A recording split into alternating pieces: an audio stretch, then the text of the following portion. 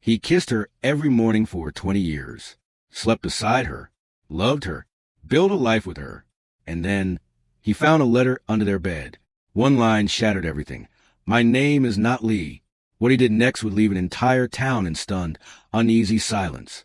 This is the story of the woman he never truly knew, and the secret that ended with a gunshot. You think you know the person you marry until you don't. They were the kind of couple that made you believe nothing exciting ever happened in towns like theirs. Tucked beneath whispering maples in a sleepy Alabama town called Ellis Hollow, they lived in a faded white house with green shutters and a screened-in porch that creaked when the wind picked up. The porch swing was always in motion. Not fast, just a slow kind of sway that meant someone still believed in sitting still. Tom Whitaker had lived in Ellis Hollow his entire life, born to a line of men who worked with their hands and loved with restraint.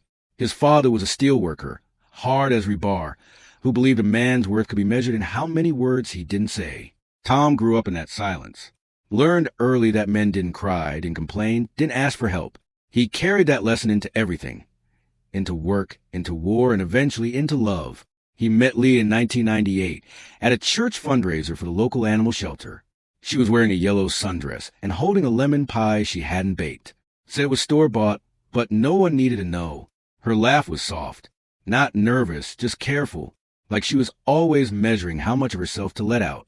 He liked that about her. They married the following spring, under a dogwood tree in her backyard. It was simple. No veil, no bouquet toss, just vows whispered like secrets and a potluck reception where Mrs. Dunley brought her famous macaroni casserole. Everyone said they were a quiet couple, but steady. And in a town like Ellis Hollow, steady meant blessed. Tom worked at Harlan's Hardware, the only hardware store within 30 miles. He opened it every morning at 6:45 sharp, locked it at 5, and came home to the smell of whatever Leigh had cooked that day. Roast chicken, red beans, sometimes just grilled cheese and tomato soup if it had been one of her piano lesson days.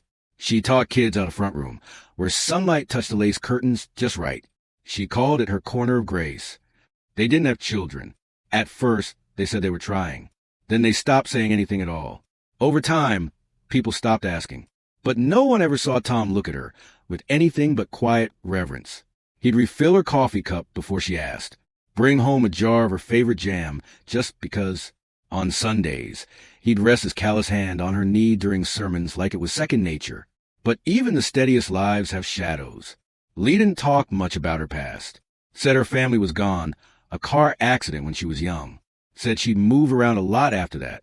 Sometimes she'd slip when she spoke, mention a place she'd never brought up before, or refer to a friend who never had a name. When Tom asked once how she ended up in Ellis Hollow, she smiled and said, "Everyone ends up somewhere, don't they?" And that was the end of it. He never pressed. That wasn't Tom's way. There were oddities, of course. Leigh never went to the doctor. Claimed she had a history of bad reactions to medications, so she preferred herbal things. She wore long sleeves even in the summer. Kept her ID locked away in a little metal box in the back of the bedroom closet. The one time Tom asked to see their marriage license, he'd lost his copy and needed it for insurance. She handed it over without a word, but sat quietly on the edge of the bed until he returned it. He told himself everyone had their secrets. She was a quiet woman in a quiet town. The kind who always remembered birthdays, who baked extra just in case, who lit candles on stormy nights because the power might go out, and even when it didn't, she left them burning anyway. And Tom? He was content, or thought he was. He didn't need fireworks or confessions. He needed predictability, and Leigh gave him that. They had their rituals. Morning coffee at the same chip kitchen table. Friday nights were always movie nights, always black and white films. Leigh loved the old ones. Said color was overrated. On the first snow every year, they'd make French toast for dinner and sit by the window like kids. She never raised her voice, never once slammed a door. But sometimes in the middle of the night, Tom would wake and find her sitting on the edge of the bed, staring at her reflection in the mirror across the room. Not crying, just looking, like she was checking to see if she was still there. And always, she'd slide back into the covers before to say anything, press her back against his chest and whisper, "Go back to sleep, love." So he did. That's the thing about quiet lives. You stop looking for cracks. You assume the silence means peace. But sometimes silence is just the sound of something holding its breath. One summer evening, long before the letter came, Tom had found her burning papers in the sink. The window was open. A breeze lifted the ash into the air like snow. "What are you doing?" he'd asked, startled. She didn't turn, just said, "Old things, things that don't matter anymore." He didn't ask what they were, didn't dig through the ashes. He just wrapped his arms around her waist and kissed the back of her neck. She smelled like lavender and smoke, and for a second, he felt something shift, a ripple beneath the stillness. But it passed, because Tom was a man who didn't go looking for trouble, and Leigh was a woman who didn't give him any reason to. Not then, not yet, but secrets like seeds don't stay buried forever. They grow in silence, stretch beneath the floorboards, curl around the pipes, until one day they bloom, loud, wild, and irreversible. And sometimes they bloom with blood. It came on a Wednesday. Tom found it folded neatly on the porch table, tucked beneath a local newspaper and a flyer for a church bake sale. The envelope was off-white, almost gray, the edges soft and worn like it traveled far before finding its way to their doorstep. No return address, just his name in tight, deliberate print, Mr. Thomas Whitaker. He turned it over in his hands. The paper felt old, heavy, like it was carrying more than just words. Inside was a single sheet.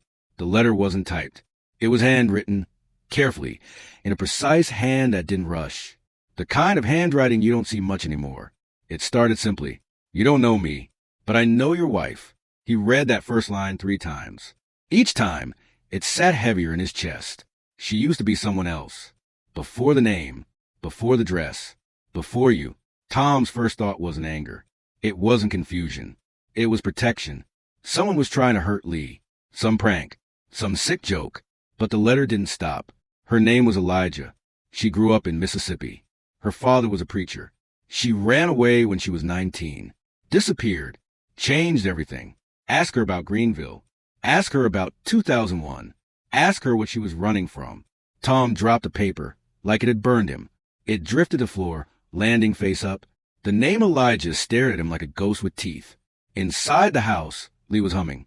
Something soft. Something familiar. She was folding laundry at the kitchen table, pressing each towel into crisp rectangles like it mattered, like routine could still protect her. He watched her from the doorway, the letter still at his feet.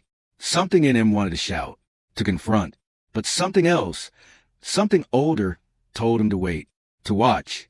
Instead, he picked up the envelope, slid the paper back inside, and placed it in the drawer beneath the telephone, the one no one ever opened. That night, he watched her more closely. She moved the same, spoke the same. But now, every gesture felt deliberate, like she was performing a version of herself. Every laugh, every touch of his shoulder, every goodnight love, it all carried weight. When she undressed for bed, he noticed a small scar near her ribcage he'd seen 100 times before and never thought twice about. But now it pulsed like a secret, like a confession. He lay beside her in the dark, eyes wide, body rigid. What did it mean? Was the letter real? Could it be? Leigh stirred beside him and whispered, "You okay?" Tom didn't answer, just reached for her hand under the covers. Her fingers curled into his like always, and for a moment, he almost convinced himself it didn't matter. But the envelope was still in the drawer, still whispering his name. Over the next few days, he watched her like a stranger, the way she smiled at the neighbors, the way she locked the bathroom door, the way she never seemed to sweat, even in the southern heat. He Googled things late at night, quietly, shamefully, his search history filled with phrases he never thought he'd type. Signed someone as transgender. Can you legally change gender in Alabama? Surgery scars. Can a man marry a man without knowing? He read and read until his eyes burned, until he hated what he was learning and hated himself for needing to know. The letter never left the drawer, but it had already changed everything. And on the 5th day, Leigh found it. She wasn't looking for it. She was searching for an old takeout menu. She'd mentioned craving lo mein. When she opened the drawer and saw the corner of the envelope, she froze, pulled it out slowly. Tom walked in just as she was unfolding the letter. Their eyes met, and in that silence she knew, and so did he. The quiet life they had built, folded and pressed and sweetly predictable, began to tremble, not shatter, not yet, but tremble. And the truth? It was no longer something buried. It was something breathing. Leigh stood at the kitchen sink, her back to the window, hands buried in soapy water that had long gone cold. Outside, the Alabama sun beat down on a rose bushes Tom planted every spring like clockwork. She used to find peace in watching them bloom, steadily, without apology. But today, she couldn't look. Not at the flowers. Not at the sky. Not at him. The envelope sat on the table behind her like a loaded gun. Tom hadn't said a word. Not the night before. Not when he woke up and she wasn't beside him. Not when he saw her standing still in the kitchen with her hair still damp from the shower and her mouth pressed in a line so tight it looked carved. He just stared and waited. Leigh dried her hands and turned slowly. Her voice was quiet. Flat. Where did you get it? Tom didn't answer. Was it in the mail? She asked again.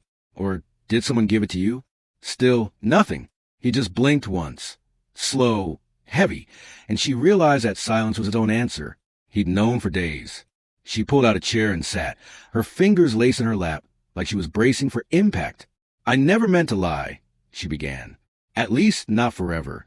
He scoffed, soft and bitter, like a breath he didn't want to release. I was going to tell you. I tried. God, I tried so many times. Then why didn't you? He asked finally. His voice was cracked, like it had aged 20 years overnight. You let me live a lie.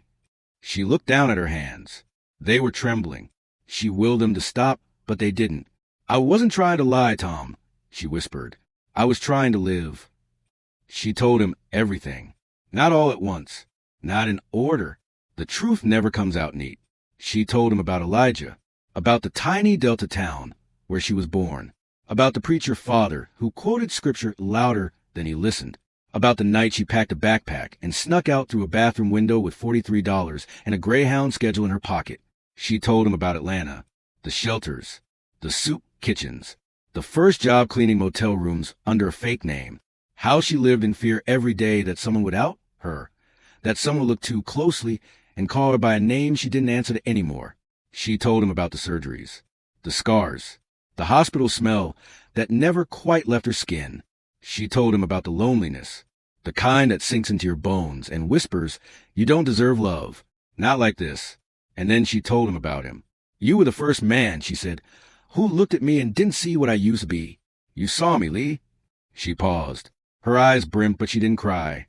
I didn't tell you because I was scared. But not of you, of losing this, of losing us. Tom stood by the window, now back turned. His fists were clenched. I married a lie, he said, his voice barely audible. Leigh flinched. No, she said firmly.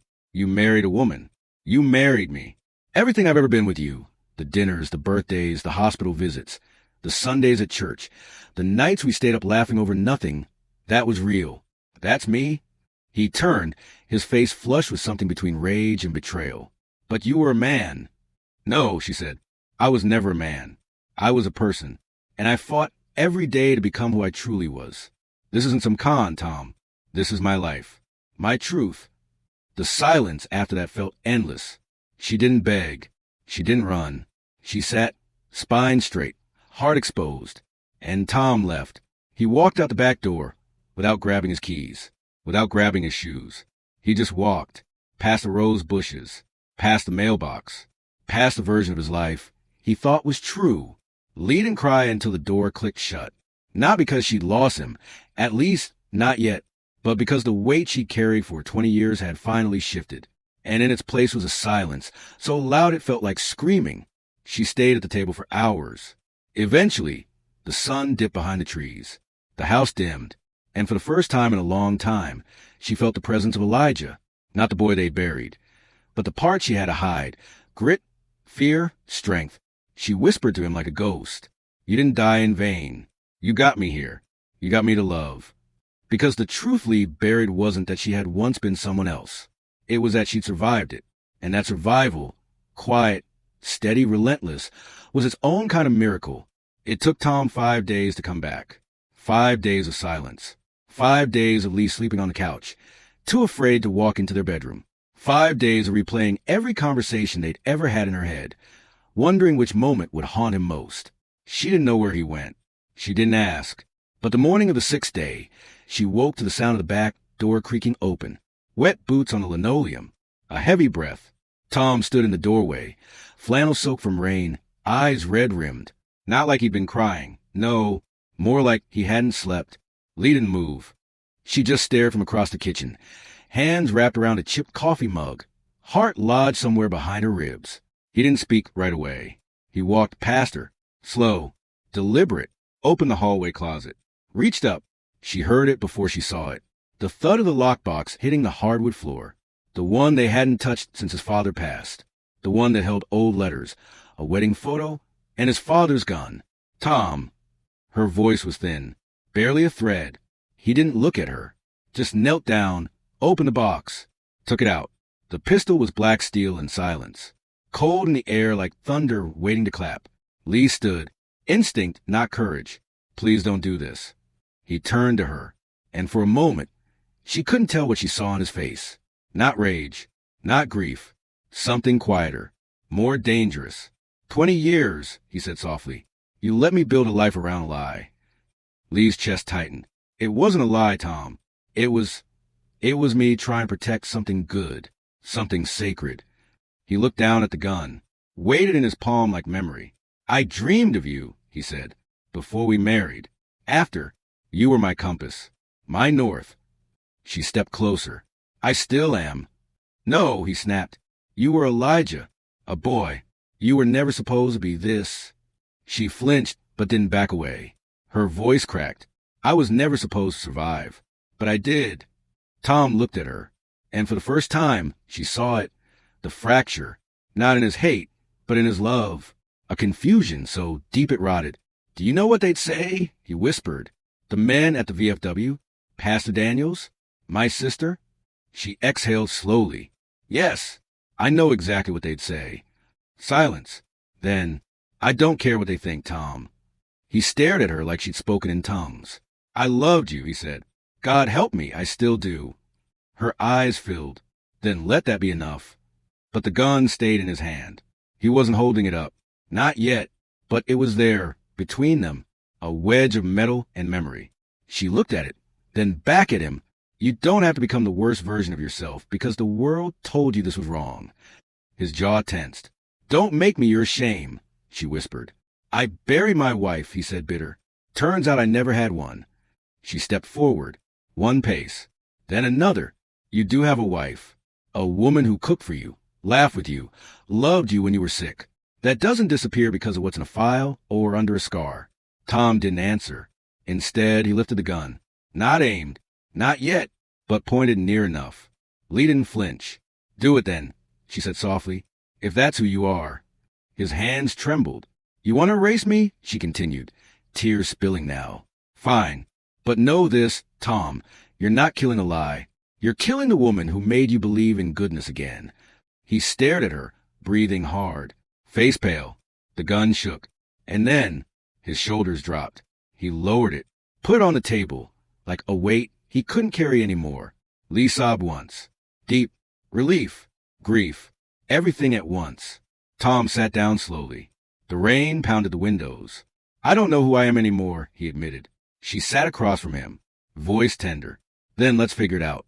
Together. But some truths don't fade. They settle. Inside marrow. Inside memory.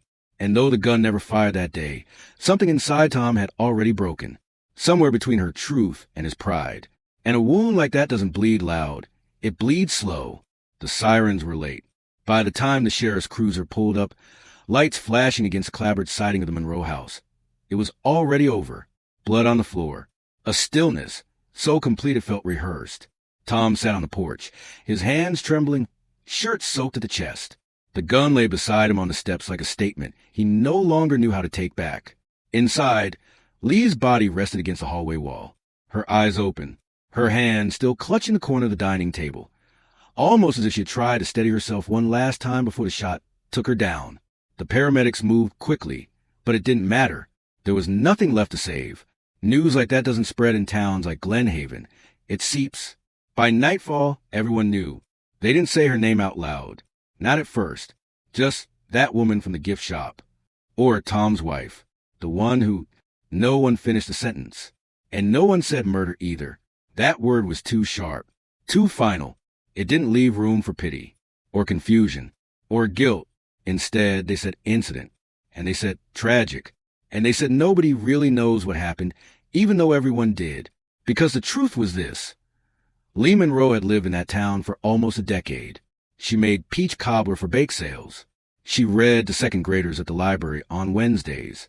She wore wide-brimmed hats in the summer and always brought too much sugar to the Christmas cookie exchange. People liked her. Quietly, from a distance. They liked how little she asked them, and they liked that she kept her story to herself. That's why it hit different when they found out who she used to be, not because of the shock, but because it made them complicit. The cashier at the hardware store recalled her ma'am for years now looked back and wondered if that made him gullible. The Sunday school teacher who had once held Leigh's hand during a church prayer circle suddenly felt betrayed, as if prayer had boundaries, as if Leigh had crossed some sacred line. But they never said that. They just said, I didn't really know her. And maybe they didn't. Maybe no one did, except Tom. And Tom was now in a holding cell, refusing to speak to anyone except the public defender, who kept saying temporary insanity like it was a prayer of his own. The town held a memorial. Sort of. Not at the church. Pastor Daniels refused. Said it would confuse the children. Said it was too political. So they did it at the library instead. A handful of women brought candles. Someone printed her photo in black and white and propped it against a shelf of romance novels. There was no eulogy, no hymns, just a silence so thick it felt like glass underfoot. A reporter came from Detroit a week later. She asked questions no one wanted to answer. What was Leigh like? Did you suspect anything? Do you think justice was served? Most said nothing. A few said it's complicated. Only one woman, an older nurse named Janet who remembered Leigh's laugh, spoke clearly. She deserved better. We all know it. We just didn't want to see it. The article never ran. Too quiet a story, the editor said. Not enough outrage. Not enough angles. Just one dead woman and a husband full of regret. Tom pled guilty to manslaughter. Said the gun went off during a moment of rage. Said he didn't mean to kill her. Said he loved her. Still did. Even now. He wept on the stand when they showed the wedding photo. Leigh in her blue dress. Tom smiling beside her like a man who thought he knew what happiness looked like. The jury didn't take long. 7 years. Suspended after 3 with good behavior. He's out now. No one really talks to him. But no one confronts him either. That's not how Glen Haven works. It's a town that knows how to bury things, how to water the soil, and pretend nothing ever grew there before. The gift shop reopened. New owner.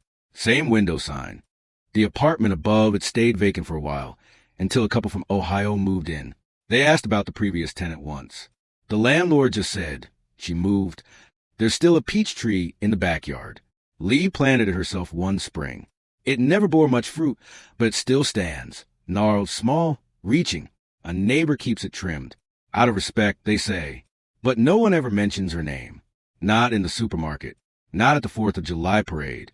Not at the book club where Leigh once laughed so hard she spilled tea on the carpet. Because memory is a strange thing in a place like this. It doesn't fade. It just settles. Like dust on an unopened envelope. Like silence that never learned how to break.